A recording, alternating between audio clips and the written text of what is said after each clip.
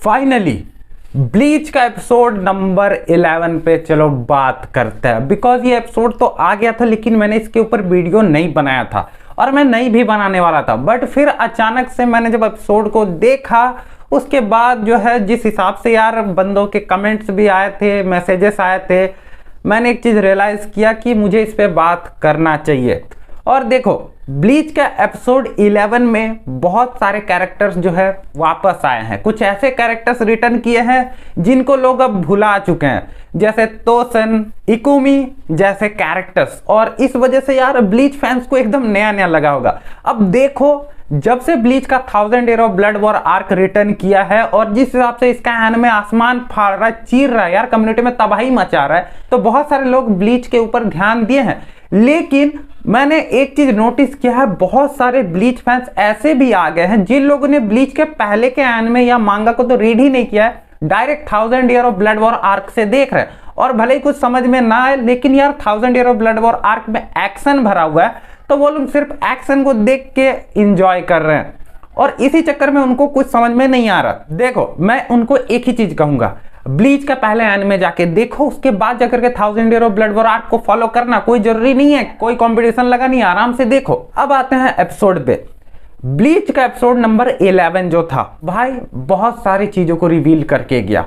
खासकर तो शुरू में ही देख सकते हो, ओपनिंग से पहले हमें ब्लीच का सस्ता वर्जन ऑफ शिन्सुके नाकामुरा देखने को मिलता है जो कि रेंजी को ज्ञान दे रहा होता है। हाँ, यही जानबाक्तू वाला स्क्वाड जीरो का कैप्टन, ये रेंजी को ज्ञान देता है कि वो लोग जिस जगह पे गए थे जानबाक्तू के लिए वो इकलौते नहीं है। इससे पहले और भी कैप्टन जा चुके हैं और भी कैप्टन फेल हो चुके हैं, कुछ सक्सेसफुल भी हुए हैं।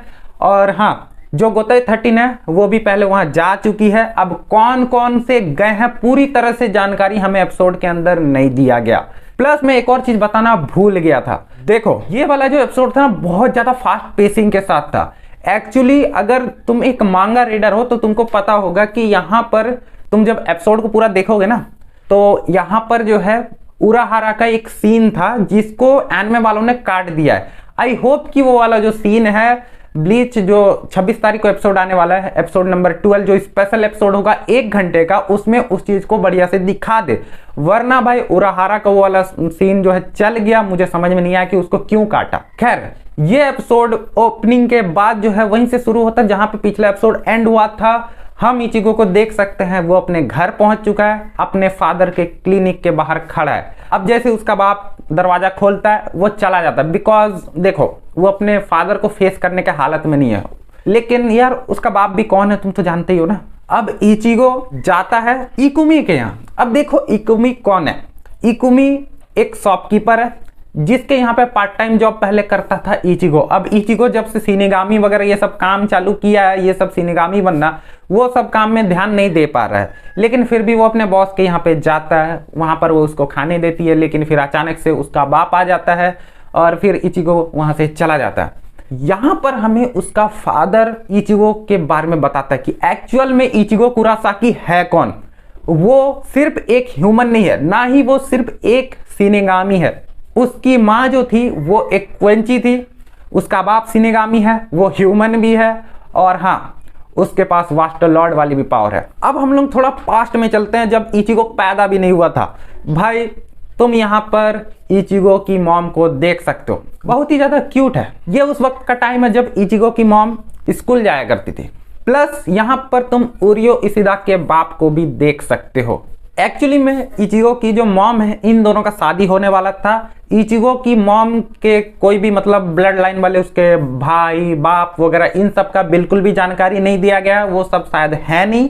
और जो इचिगो की मॉम है वो एक फुल ब्लडेड क्वेंची है, जिस वजह से उरियो इशिदा के जो फादर है, वो तो फादर नहीं बने थे उस वक्त, उसकी जो मॉम है जो कि इचिगो के मॉम की आंटी लगती है, वो उन दोनों का शादी करवाना चाहती थी जिससे जो है वंश आगे बढ़ सके।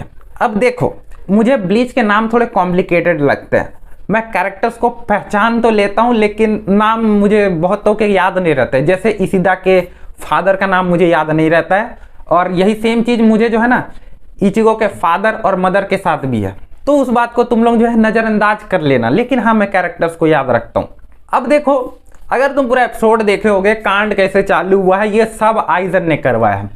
अब देखो हम जो है आइजन को दोबारा से रिटर्न लौटते हुए देख सकते हैं। आइजन का पास्ट भी देखने को मिलता है। एक तरह से समझो आइजन ने ये सारा कांड कैसे चालू किया था, प्लस उसके साथ गिन इचिमारू भी होता है और साथ में तोसेन भी होता है। वैसे ये सब जो है एक्सपेरिमेंट कर रहे थे, और यहाँ पर जिससे इचिगो का बाप लड़ रहा है ना, जिस वाले होलो से, वो कोई और नहीं, इचिगो जिस तरह से यार वास्टर लॉर्ड वाले फॉर्म में जाता है ना, हाँ वही वाला वास्टर लॉर्ड वर्जन है ये। और इसी कारण से इचिगो का बाप जो है इतनी आसानी से उसको हरा नहीं पा रहा था। वरना भाई इचिगो का फादर एक कैप्टन है, कोई वीक कैरेक्टर नहीं है। और एक बात, इचिगो का पिताजी जो है वो अपने फुल पावर पे वहां जा नहीं सकता, बिकॉज वो ह्यूमन वर्ल्ड में आ गया है, काराकुरा टाउन में। और तुमको याद ही होगा शिनगामी कैप्टन्स को जो अपने फुल पावर को यूज करना अलाउ नहीं रहता है। तो इस वजह से यार ये सब चीजें हो रही है। अगर ये सोसाइटी में होता तो अभी तक काट दिया रहता।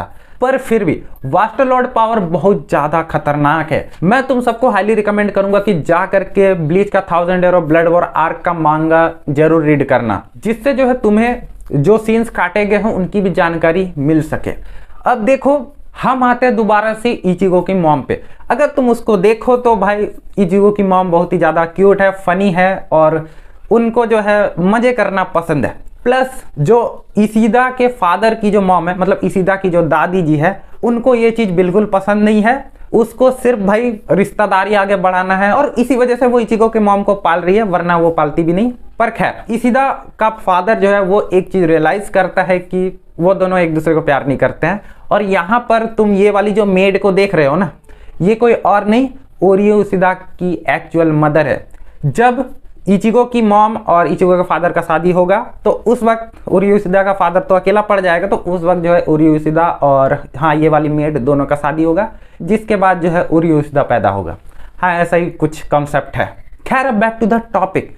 यहाँ पर तुम एक बात गौर करना, जब इचिगो कुरासाकी की जो मॉम है मिसेस कुरासाकी, वो आती है और इचिगो के फादर को बचाती है, और भाई जिस हिसाब से ये वाला मोमेंट था ना, जिस हिसाब से वो होलो को मारती है, सर फोड़ के भेजा निकाल के, भाई बहुत ही ज़्यादा खतरनाक था, बैडेस्ट मोमेंट मैं कहूँगा। और हाँ इसके बाद वो होलो जो है इसको काट चुका है, और यही वो रीजन है जिस वजह से आगे जाके तुमको पता चलेगा कि इचिगो किस तरह से अपने वास्टर लॉर्ड वाले फॉर्म में जा पाता है, और इचिगो किस तरह से एक ह्यूमन है, प्लस वो क्वेंची भी है, वो शिनगामी भी है, और साथ में फुल ब्रिंगर पावर भी है, साथ ही साथ वो एक होलो वाला भी पावर को रखता है। हाँ भाई इचिगो पूरी तरह से हाइब्रिड है एक। अब देखो आने वाले एपिसोड में इन दोनों का किस तरह से आगे प्यार व्यार चलता है, किस तरह से आगे कहानी चलती है, वो तो नेक्स्ट एपिसोड में पता चलेगा। अब फाइनली हम लोग बात करते हैं ब्लीच के भगवान आइजन सोस्के के ऊपर। ये बंदा भाई क्या क्या कांड नहीं किया है, तुमको अब समझ में आ रहा होगा क्यों भाई कहा जाता है भाई ब्लीच में जो कुछ भी होता है सब आइजन करवाता है। और यही सेम चीज आइजन के यहाँ तो देख सकते हो, ये सब चीज आइजन ने करवाया। इचिगो को पावर सब कुछ आइजन नहीं दिया है, और आगे आने वाले मोमेंट्स भी भाई आइजन ही तबाही मचाएगा। खैर देखो आगे क्या होता है। और हाँ ये एपिसोड बहुत ही ज्यादा मस्त था। बस मैं एक चीज को लेकर नाराज हूँ, उराहारा का जो सीन काटा है, मुझे वो चीज देखना था और कुछ नहीं।